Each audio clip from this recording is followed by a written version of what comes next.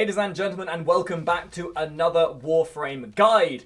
Now you might be thinking, hey Makari, didn't you already do a Limbo guide? And that is, yes I did. In fact, it was the very first guide we ever did on YouTube. But times have changed and we're now doing new, more interesting, more informative guides. So, we're going back, we're taking a look at Limbo again, and we're going through him in a much more informative manner.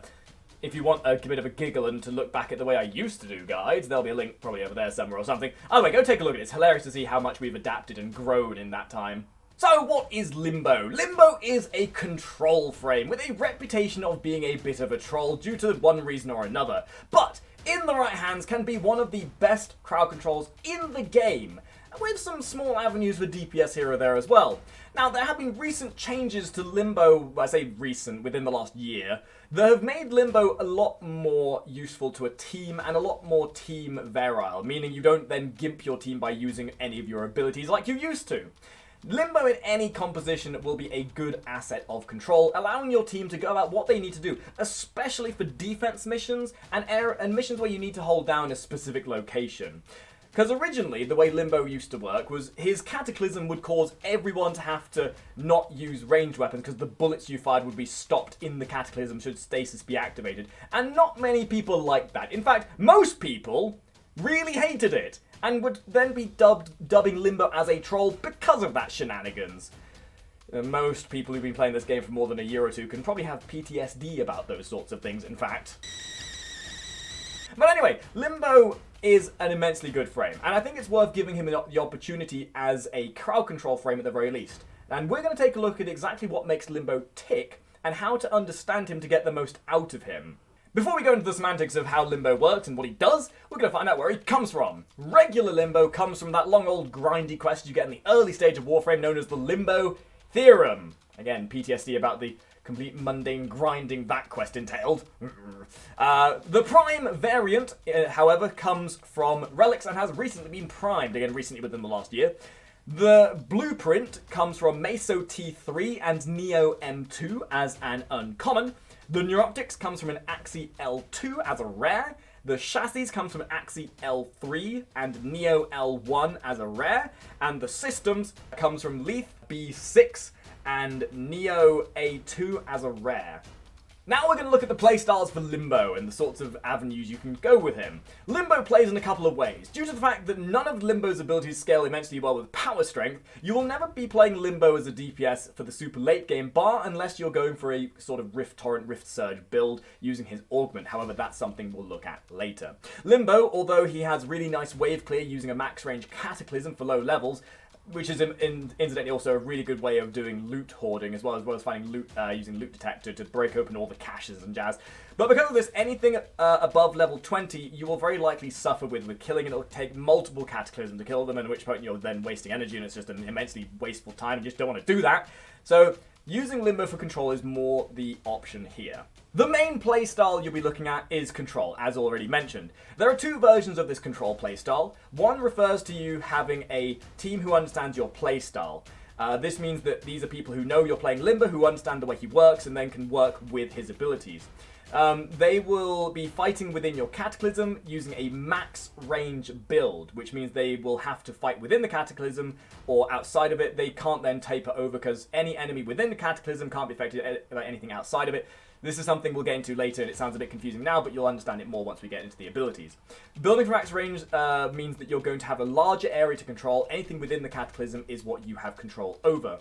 If, however, your team is made up of randomers, you may want to go for a minimum range build. This is the second build type we look at, because this in turn will mean that people who don't know you may not then have understanding of how Limbo works. And the worst thing is going into a group of people who have no idea how Limbo works, and then them complaining that you're using Limbo and they have to then fight in the Cataclysm, and it's a big pain in the ass. So you then use a minimum range Limbo to consolidate your defense on a smaller area whilst not interfering with your teammates. All the while making sure you have Stasis up to make sure that nobody moves within these Cataclysms. Again, this is all sounding kind of confusing now, but the playstyle for this is about keeping the Cataclysm up, keeping the Stasis up, and making sure you are supporting and defending the location you're looking after. As mentioned previously as well, a max range Limbo build also works immensely well as a loot hunting build, as your Cataclysm has a huge range scaling. And Cataclysm will open all caches within a mission other than the ones you physically have to open with the lockers and jazz like that. But if you take Loot Hunter or anything that has Loot Radar, for example, using the Cataclysm to burst open all the caches then allows you to be very, very good at hunting for rares and IAT stars and all that sort of jazz. So keep an eye in mind on that as well. He has a bit of utility in that manner as well. With both of these playstyles, the fundamental assets are range and duration. These are the stats you are going to want to prioritize. Efficiency isn't so much of an issue, and we'll explain more about that later. The range will make your Cataclysm as huge as possible. The duration will increase the time it takes for your Cataclysm to then shrink. And the longer you have this up and the slower it shrinks, the easier your life becomes. So focus on those as your stat weights when it comes to a control playstyle. There is one other type of way of playing Limbo, and this more refers to being more of a solo player as well as a bit of a different type of mentality towards the way Limbo normally plays. This revolves around not going with as much range or as much duration, although that is still going to be present, and it focuses more on using your Rift mode to go in and out of Rift mode to take advantage of the fact you cannot be damaged by anything outside the Rift mode. Again, this is quite complicated in listening to it, but it'll make more sense once we explain the abilities in a moment. You're going to be using your Rift mode, and you're going to be bringing enemies into the Rift with you selectively so that you can pick them off at a time, thus allowing you to take out higher level enemies and taking them away from damaging your allies as well. Using this in regards to a Rift Torrent / Rift Surge build will also then allow you to deal heightened damage the more enemies you're spreading Rift Surge to. This can work at quite a high level as well, as Rift Torrent and Rift Surge also scale the damage buff you gain based on power strength. So at a high level, this can be extremely beneficial as well as also then allowing you to selectively kill enemies of your choice. Now, we're going to talk about Limbo's passive, Rift Walk. This is a very unique ability and can be very complicated for people who are unaware as to how it functions. We're going to have a little diagram to show exactly what I'm referring to here briefly, just to give you a more visual aid as to how this works. But essentially, with Rift Walk, you are having two modes. You have the material plane, which is where everything exists, normally. Then if you double tap shift or end up getting banished somehow, you'll end up in Rift mode. Now, the way this works. In the material plane, you can damage things. If you are in Rift mode, things that are not in the Rift with you cannot deal damage to you, but you can't deal damage to them. To explain this in short, imagine you have an A and a B. Imagine in the material world, everything is an A. So A can affect an A. Right now, I'm an A because I'm in the material world. They are also in the material world, so they're an A. The second I go into Rift mode, I'm a B. Bs cannot interact with As unless the As become a B as well. And using Limbo's abilities, you can cast this on allies as well as enemies to bring them into the Rift with you. So right now Sparshandi can attack the enemies on the outside as he's going to, and he can kill them. However, if I bring him into the material world with me, like so, like so. So if we bring Sparshandi into the Rift, he can now affect things in the Rift as well. It's a complicated maneuver of understanding what is in the Rift can affect things in the Rift. What is not in the Rift cannot affect things in the Rift. Just look at it in a simple form. If you're an A, you can't attack a B. If you're a B, you can attack a B. It's a thing to understand. Whilst in Rift mode, you also get unique benefits. Whilst in Limbo mode, you can roll to put yourself in or out of Limbo mode, like so. So instead of doing a roll, you do a fancy little jig forwards. Whilst when you do a roll, you leave a portal behind you that allows allies to jump into it to also then get into the Rift with you. While in Rift mode, you naturally regenerate energy over time, meaning Limbo has a natural amount of energy efficiency as well as energy regeneration. That means that you never really need to worry about modding for efficiency in the first place. Killing an enemy whilst in the Limbo mode, so let's just waste a little bit of energy here in a second. Killing an enemy whilst in the Rift mode will allow you to regenerate 10 energy per enemy killed. So if we put these guys into the Rift, and then we kill them, with my mighty skills, every enemy killed whilst in the Rift regenerates 10 energy. Again, another element of energy efficiency that is extremely useful, allowing you not to need to worry about energy efficiency quite so much. One last little note.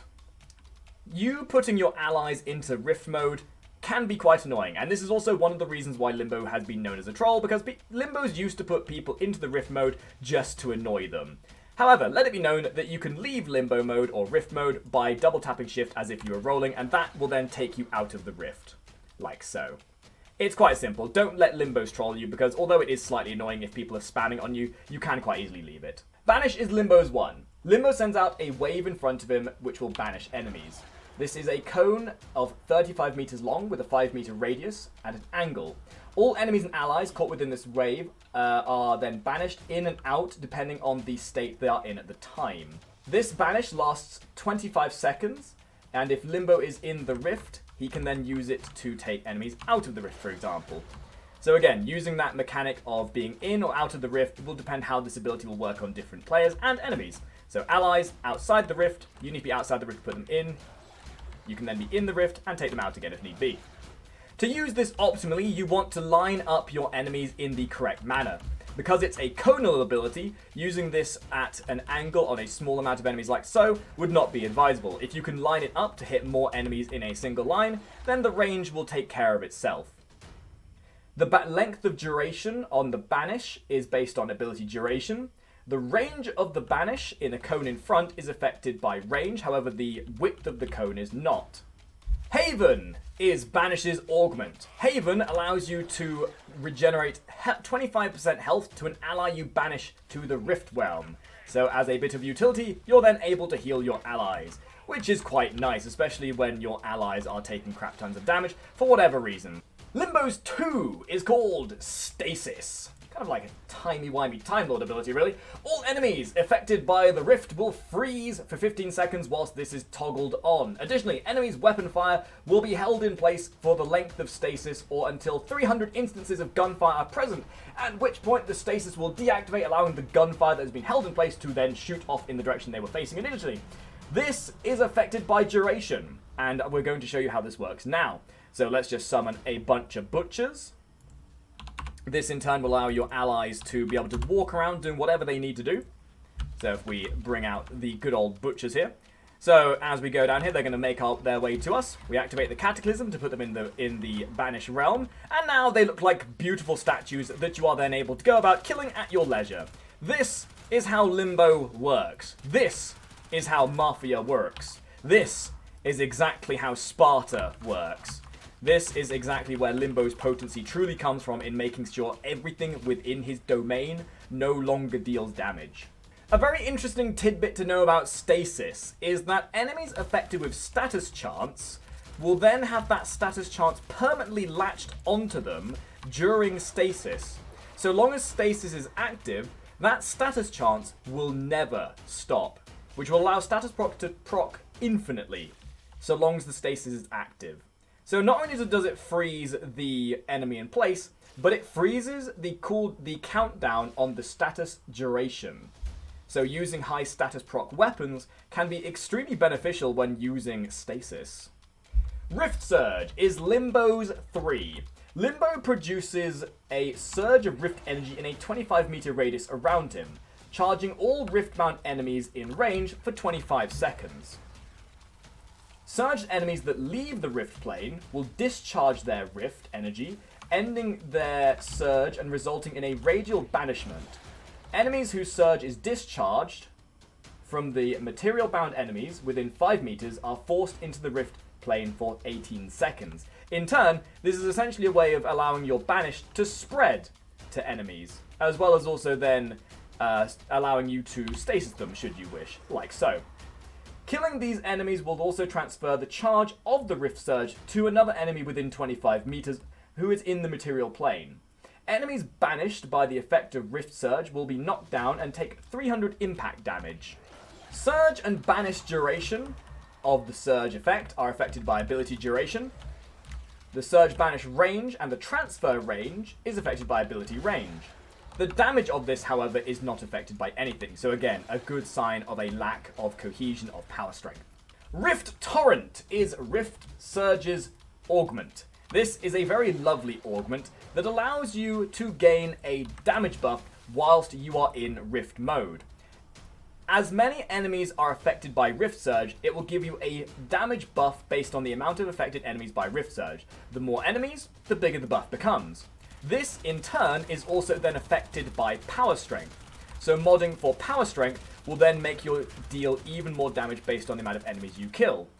Killing the enemies obviously then allows the Rift Surge to transfer, so long as there are enemies enough nearby to allow this transfer to work, you will consistently deal the amount of damage you have of initial Rift Surge targets.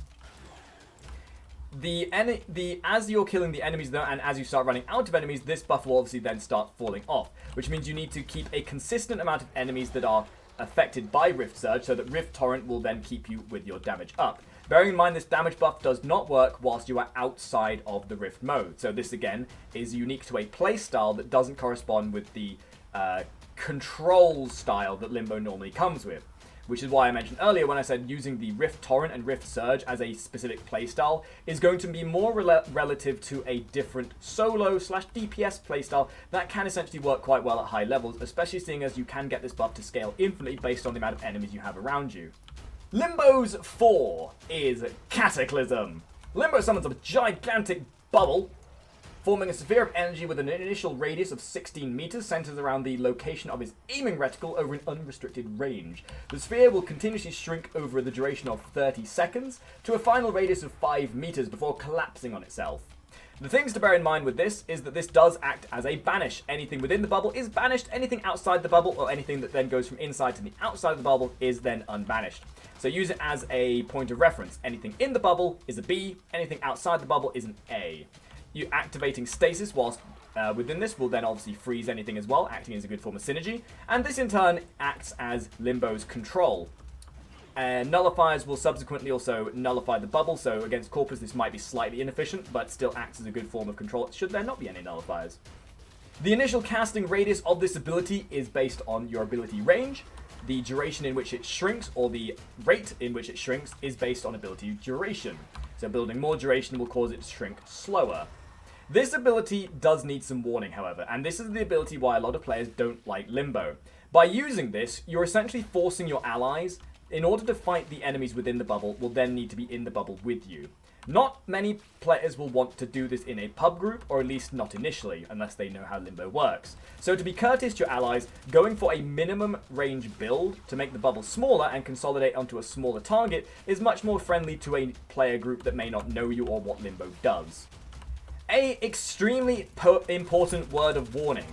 When it comes to the Banish and the Cataclysm will make it so that you are unable to interact with targets. So if you're doing a hack or a spy mission or something that requires you to interact with an object, having the Cataclysm up will prevent you from interacting with it. So be extremely aware as a Limbo that you can feck up your team quite heavily if you're not paying attention.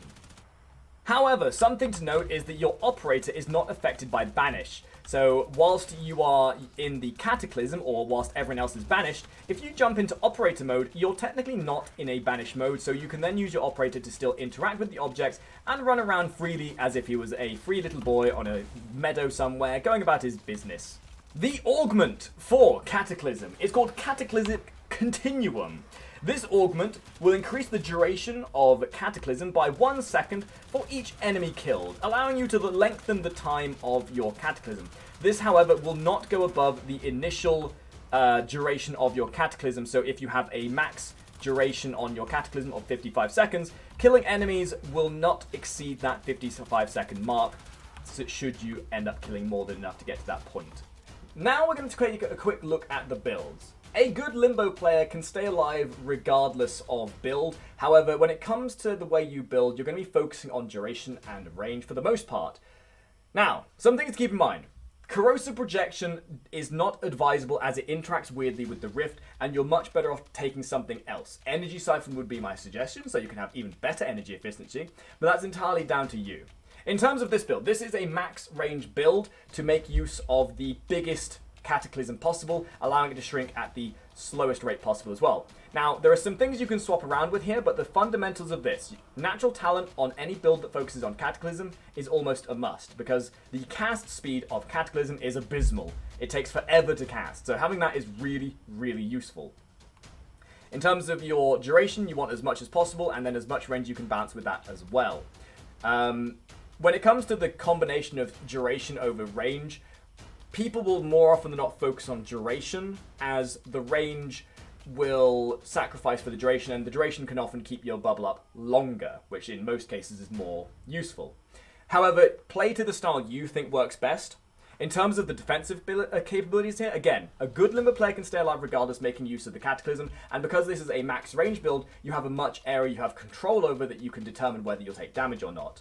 So if you do want to play survivable, quick thinking is a good idea. You can replace Constitution with Prime Flow if need be to get that extra energy, but because you're constantly regenerating energy, quick thinking is a really good mod here for survivability, because you've always got that energy pool to buffer for your damage if you take it. However, you could remove quick thinking for more range or duration, should you be doing lower level missions where you don't think you're going to take much damage in the first place. On the adverse side to that, we have a minimum range build. Because you're not focusing on range entirely, you can then focus on having narrow-minded. This, in place of the range, has a beautiful stat weight because it gives you a slightly smaller bubble and gives you more duration. On both of these builds, you're also going to be pretty much incentivized to use Cataclysmic Continuum to make sure your bubbles last longer. But on this you have no range, and you sacrificed a mod spot for Natural Talent to place it with Speed Drift instead. Again, you could swap something around here to get Natural Talent back in there as well, but it's a good substitute in place of that. With this kind of build, you are using pretty much every single duration mod possible. You don't need Streamline, but because you're going to be out of the Rift a fair bit more frequently because you don't have the size of your Cataclysm to support you anymore, a bit more efficiency doesn't go amiss because you're going to be more likely to be spamming your 1 and your 3. You could, in theory, also play with a Rift Surge build on this one if you so wish. However, Rift Torrent and Rift Surge are something that I would say is more down to a personal preference. So as you can see, duration, minimum range, and a bit of survivability. Prime Flow definitely fits into this build a bit more efficiently as well. You could also swap Quick Thinking on either of these two builds with Vitality or anything like that. Quick Thinking generally works slightly more efficiently at the mid/later game. However, if you're in the earlier game, Vitality or Steel, Fireball, heck, even more duration or range could be advisable as well, should you wish to have that control. The final build is one that is more specified towards the Rift Torrent playstyle, where you're going to be focusing on keeping enemies in the Rift and using Rift Torrent to build up that huge damage buff you can gain. Range is quite quintessential for this because range will allow the Rift Surge to jump further. The power strength you want as much as possible to make that buff you gain even bigger. However, again, survivability with this is up to you. You can take away some power strength, you can take away some range to add in quick thinking, maybe some vitality somewhere. This for me works incredibly well, and this will give you a 777% damage buff with, I believe it is, 6 to 7 enemies in the Rift and Rift Surge. So, use this build to your advantage. It's a lot of fun. Again, Energy Siphon for the augment, continuity to allow the buff to last longer, Streamline to make it so that you can spam your 1 and your 3 as much as you'd like. And again, this is a build that not many people use, but is a lot of fun at the very least. And hey, is that what we're all about here? And that is the Redux of Limbo. I would love to know your opinion as to how much of an improvement, or heck, even a lesser version this was to compare to the previous Limbo guide we did. If you liked what we've done on the improvements on this, then please let me know in the comments segment down below. Do me a favor, leave a like, leave a share, and subscribe if you're feeling generous. If you'd like to come and join us, we record these on our Twitch stream. Our subscribers and followers are able to then join the videos to help shape how they're made, much like my friend Sparshondi here, who has helped to become my victim, also volunteer. So thanks for watching, hopefully you enjoyed the video, and I'll see all of you top hatters next time. Ta-ra!